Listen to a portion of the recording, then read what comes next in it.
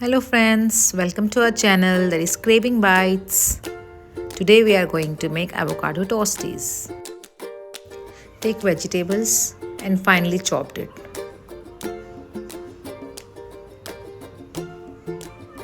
Now take avocado, peel it off and mash it properly.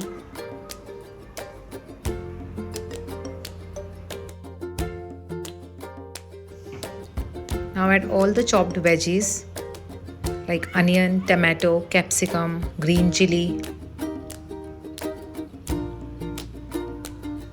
and mix it properly. Now add lemon juice, seasoning, salt, black pepper and mix all together.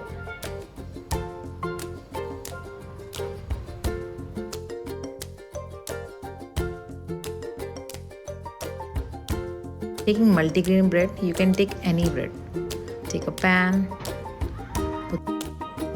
and roast it until it gets crispy.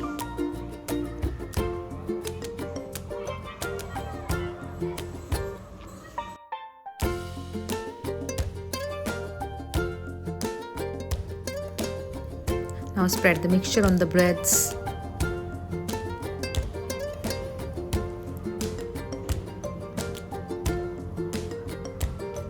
And it is ready.